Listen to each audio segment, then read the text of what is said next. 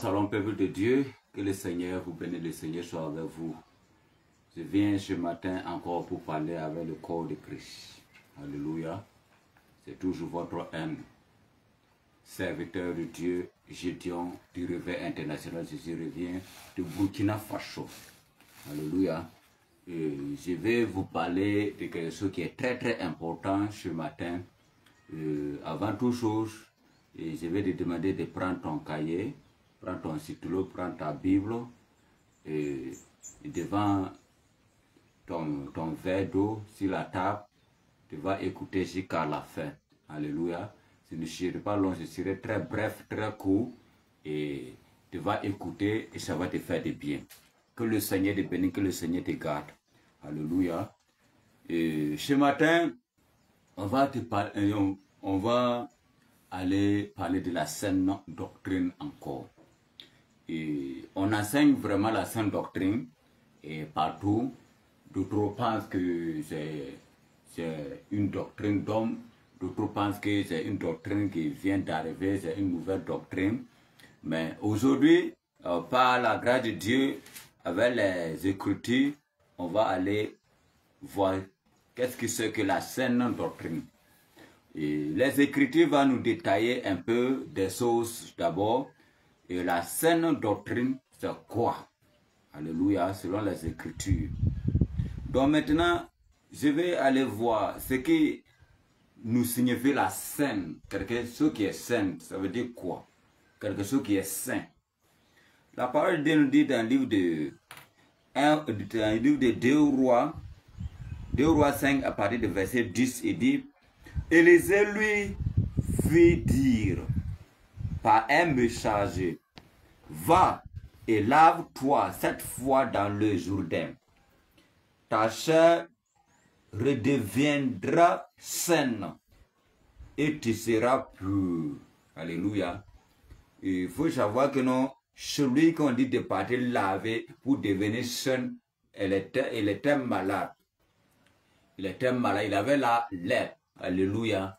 Il avait la lèpre. Pour devenir sain, il va falloir qu'il passe pour se laver 7 fois. J'étais 7 fois dans le Jourdain. Donc un corps sain est un corps sans péché. Et sans maladie. Alléluia. Sans maladie, c'est un corps qui est dans la santé. Voilà. Pour dire quoi? Quelque chose qui est sain, il est pur, il est sanctifié. Donc, les Écritures nous disent encore, et dans le livre de Matthieu 7, verset 28, si on parle de la doctrine elle-même, c'est quoi? Matthieu 7, verset 28, la doctrine. Je fouille la parole rapidement. Il dit ici, après que Jésus eut achevé ses discours, la foule fut frappée de sa doctrine. Donc, il faut savoir que non, la doctrine ici, c'est un discours. Alléluia. Et on dit que Jésus, avant que Jésus fût achevé ses discours, la foule fut frappée. La foule s'est frappée de la doctrine. Donc, si on parle dans le livre de Marc 1, à partir du verset 22, il dit, il était frappé de sa doctrine, car il enseignait comme ayant autorité et non pas comme les scribes. Ça veut dire quoi?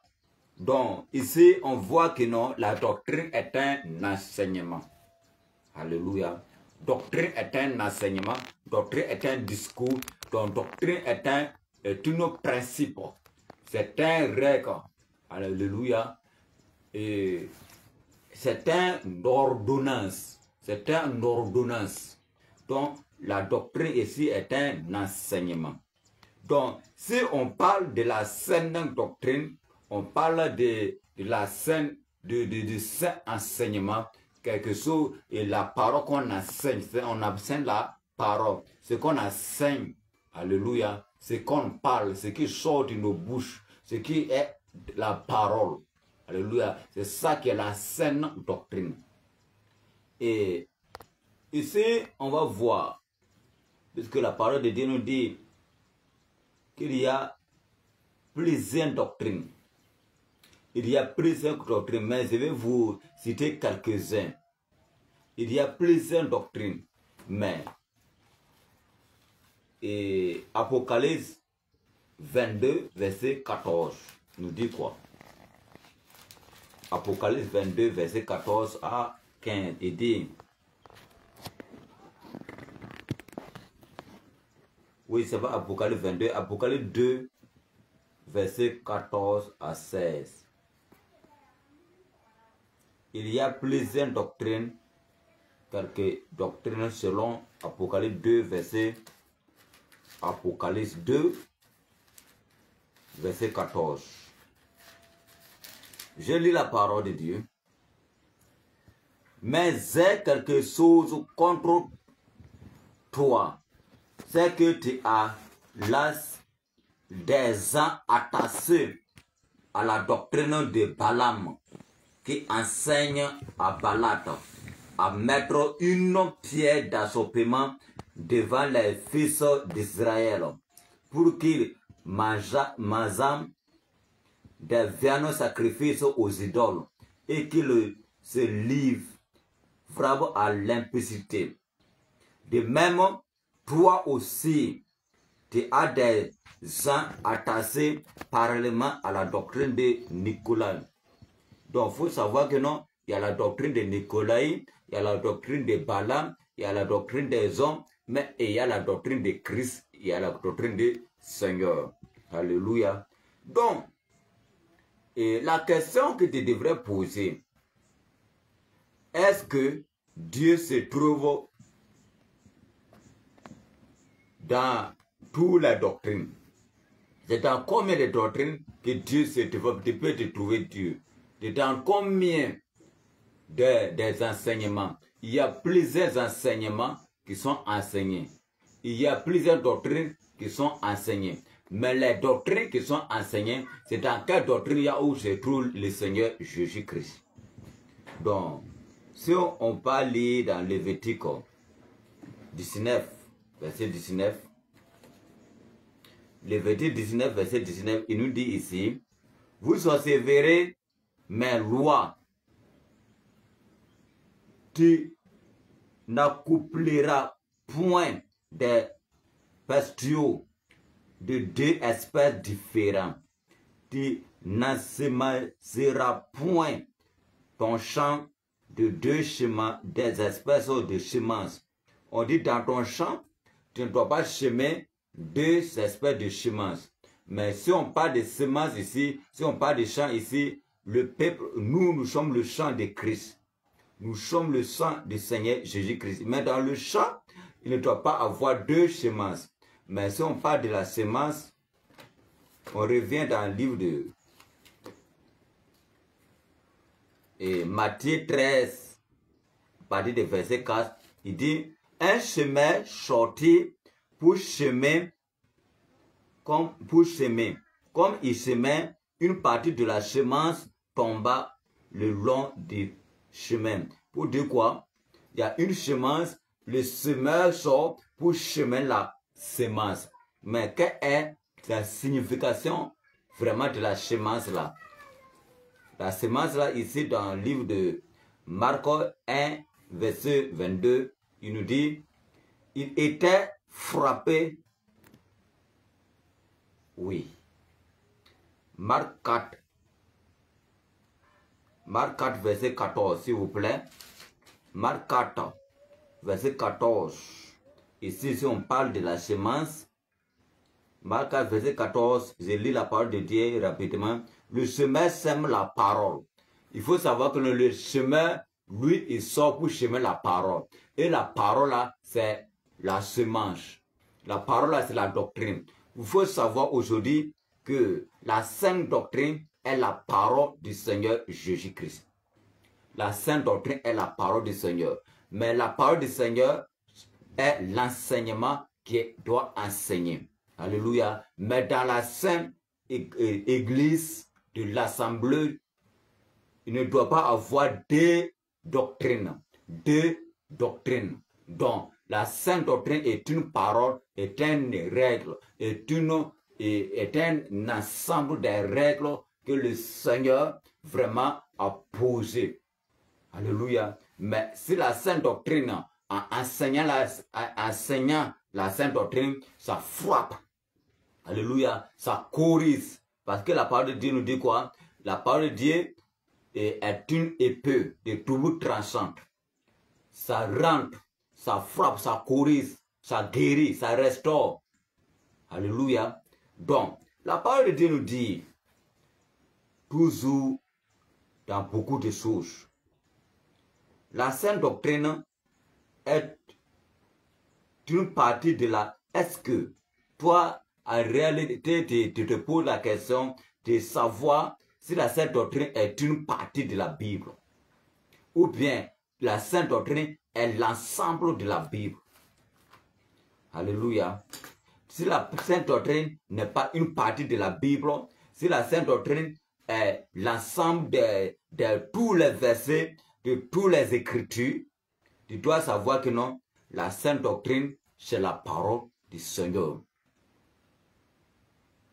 Regarde ici dans le livre de Ésaïe 34, à partir du verset 14, à partir du verset 16, il dit quoi?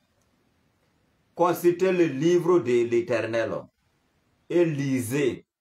Aucun d'eux ne fera défaut, ni l'un ni l'autre ne manqueront, car sa bouche l'a ordonné. C'est son esprit qui les rassemblera. Alléluia. Donc c'est l'Esprit de Dieu qui a rassemblé tout le livre. Si on parle du livre de l'Éternel, on parle de toute la parole qui est écrite. La parole qui est écrite, c'est ça dans l'ensemble qui doit être enseigné et mettre tout en pratique. Si on vient lire dans 2 Timothée 3, à partir du verset 5. 2 Timothée 3, à partir du verset 5, il dit, à partir du verset 16, oui, témoin.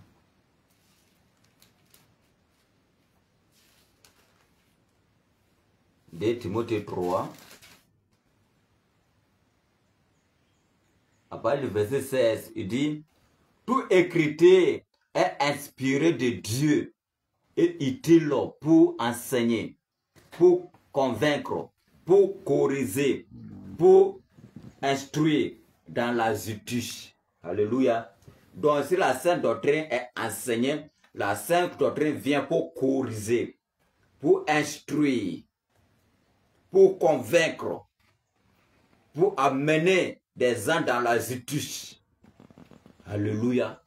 C'est ça qu'on appelle la sainte doctrine.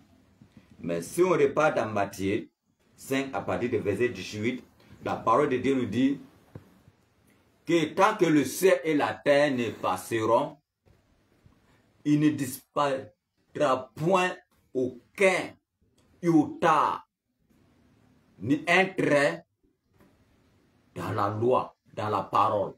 Alléluia.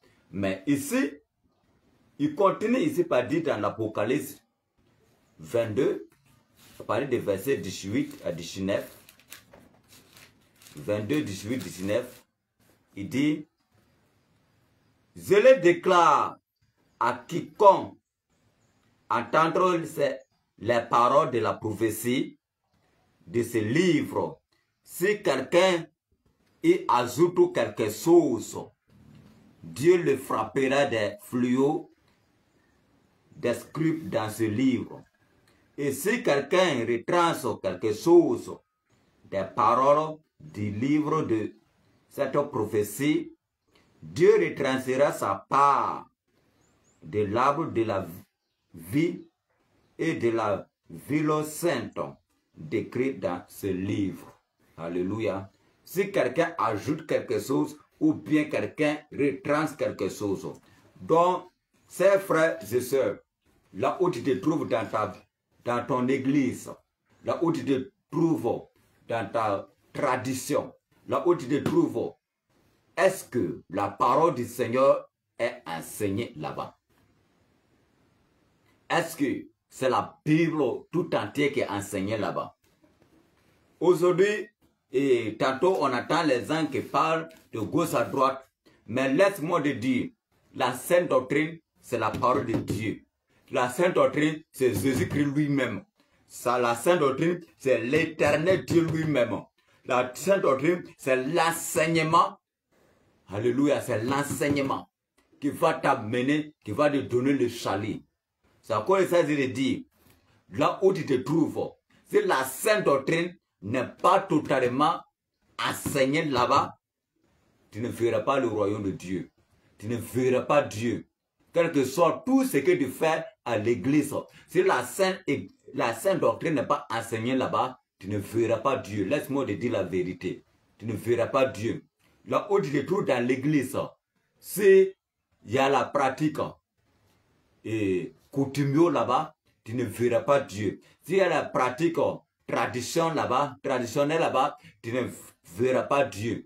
Aussi, là où tu te trouves dans les églises, là où on fait Noël, là où on fait janvier, Saint-Valentin, tu ne verras pas Dieu. Là où on ne fait pas Pentecôte, on ne fait pas la Pâque. Si ce n'est pas la Pâque, il y a deux sortes de Pâques. Il y a Pâque avec S et il y a Pâque sans S. Là où on fait la Pâque avec S, tu ne verras pas Dieu. Là où on fait la fête Pâque sans S et la Pâque et la Pentecôte, c'est là où se trouve aussi le Seigneur. Alléluia. Mais si tu ne fais pas la Pâque, tu ne fais pas la Pentecôte, tu ne fais pas, tu ne verras pas Dieu. Laisse-moi te dire. Aussi, là où tu te trouves aussi, dans des messes, dans des rousselets, dans des tatouages, dans des faux CV, dans des faux silos, dans des baillards, dans des choses, dans des mariages avec des bagues, alliances à la main. Tu ne verras pas Dieu. Laisse-moi te dire, si tu ne répands pas, si tu ne sors pas, et puis tu restes dans ça, à ta mort, tu iras à l'enfer. Malgré la manière que tu as pressé l'évangile, ton alliance de mariage va aller te condamner. L'alliance de mariage te condamnera. Le bague de mariage, est-ce que c'est là écrit dans la parole qu'un homme et une femme doivent porter alliance de mariage? Il n'y en a même pas. Alléluia. Ésaïe 3, verset 21 nous dit bague de mariage là, il faut enlever. Il faut lire la parole. Et puis il faut comprendre la parole. La parole, c'est pour enseigner la parole. D'autres disent non, que ici, le Dieu, Paul n'aimait pas les femmes, ou bien en Corinthe, les gens se montraient. C'est à cause de ça, Paul a dit à les femmes de ne pas enseigner. Et Paul a dit à les femmes de ne pas porter les ornements parce qu'ils se montraient. Mais au Burkina Faso, ou bien en Afrique, et en Côte d'Ivoire, à Cameroun, à Canada, est-ce que la parole de Dieu, le verset écrit dit non, que ici c'est la part de la Côte d'Ivoire, ici c'est la part de Burkina Faso. Toute parole est inspirée de le Seigneur. Toute écriture est inspirée du Seigneur pour être enseigné, corrigé, convaincre et amener les uns à la justice. Alléluia. Donc, laisse-moi te dire, toi pasteur, toi prophète, toi apôtre, qui se dit, qui construit ta boutique et te vend l'huile d'onction, huile bénie et le parfum dans tout. Laisse-moi te dire, c'est le temps arrivé que tu te répandes. Et toi qui es s'attaché à tes idoles, laisse-moi te dire, c'est le feu qui va te brûler. Les idoles, ta tradition. Des fois, tu pars à l'église, tu dis non, tu ne vas pas laisser ta tradition. Tu tires ta poulet, tu tires ta mouton. Toi qui prends l'homme pour s'en faire de l'argent. Toi qui es dans la comédie. Toi qui es dans les théâtres.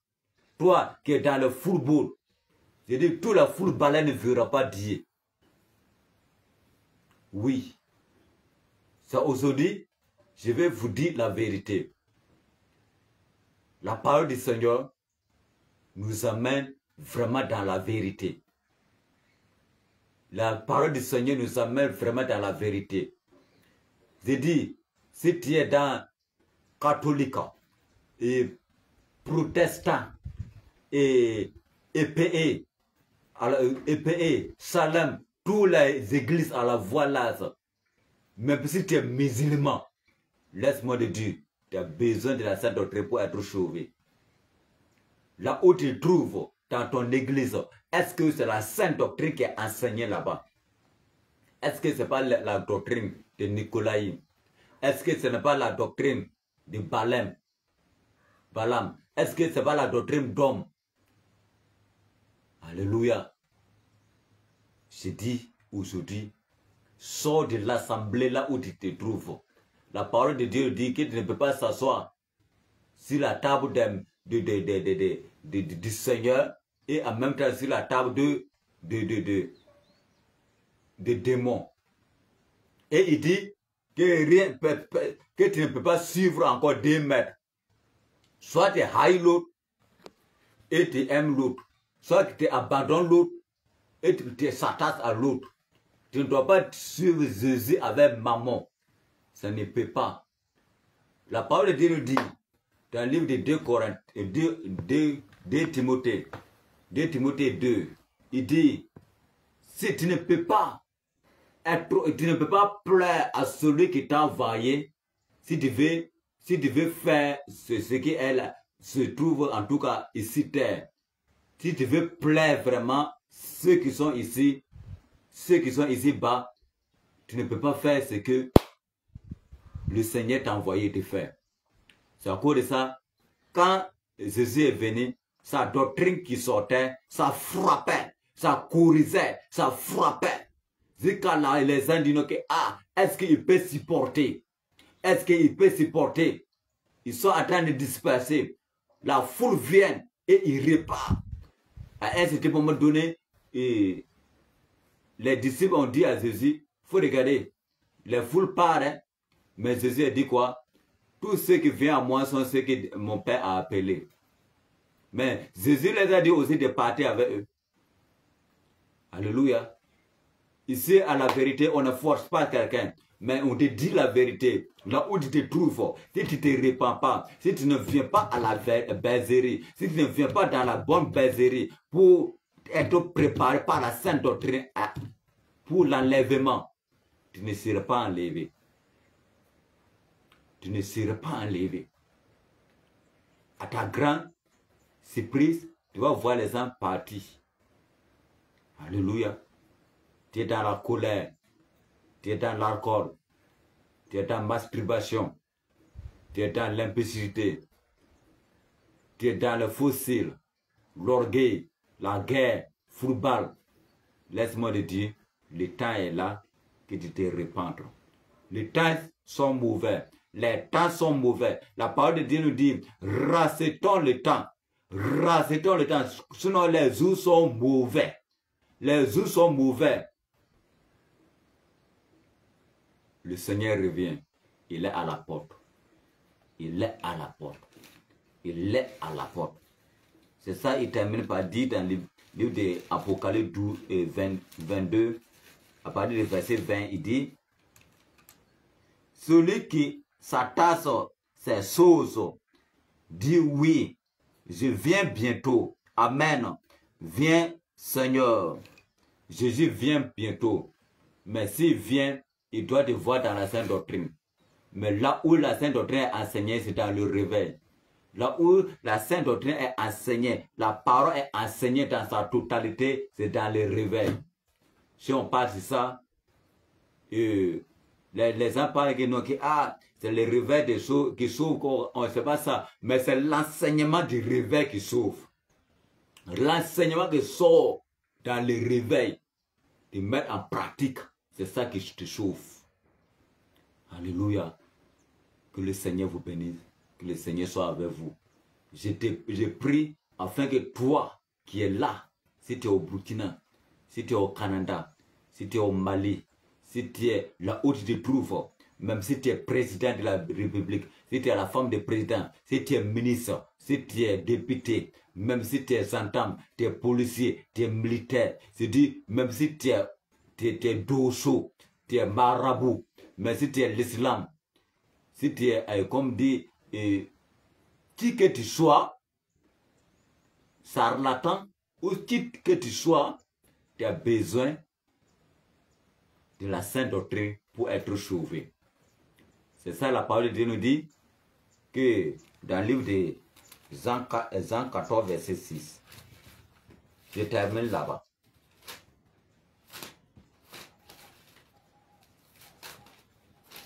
Jean 14, verset 6. Il nous dit ceci. Jésus lui dit, je suis le chemin, la vérité et la vie. Nul ne vient au Père que par moi. Nul ne vient au Père que par moi. C'est le Seigneur Jésus-Christ qui est la vie. Si tu cherches la vie, viens au Seigneur. Si tu viens, vraiment la vie vient au Seigneur. Mais le Seigneur, c'est la sainte doctrine. Toi maintenant, si tu veux la vie, viens à la sainte doctrine. Si tu veux vraiment le salut, viens à la sainte doctrine. Si tu veux vraiment la vérité, viens à la sainte doctrine. Si tu veux vraiment le royaume des cieux, viens à la sainte doctrine. Si tu veux vraiment le ciel, viens à la sainte doctrine. Alléluia. Si tu veux vraiment l'enfer, si tu veux rentrer dans le feu, il faut rester dans la doctrine de Nicolaïm, de Balaam, d'homme. Alléluia. Et la doctrine des hommes vient que non.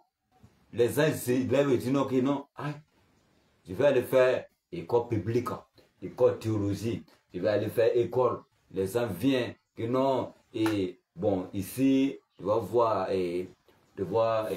autant de Paul. Maintenant, c'est pas la même chose. Paul, parce que Paul ne s'est pas marié. Paul était contre la femme de Corinthe. Paul était comme ça. Donc maintenant, ils vont aller prendre la doctrine d'homme, venir blasphémer contre la parole du Seigneur Jésus-Christ. Laisse-moi te dire, où, dans quel verset, là où les apôtres sont allés faire l'école biblique, il n'y en a pas. C'est la doctrine des hommes. Que le Seigneur vous bénisse. J'ai prié afin que le Seigneur te touche, que le Seigneur te ramène à la vérité. Shalom, shalom. Soyez bénis.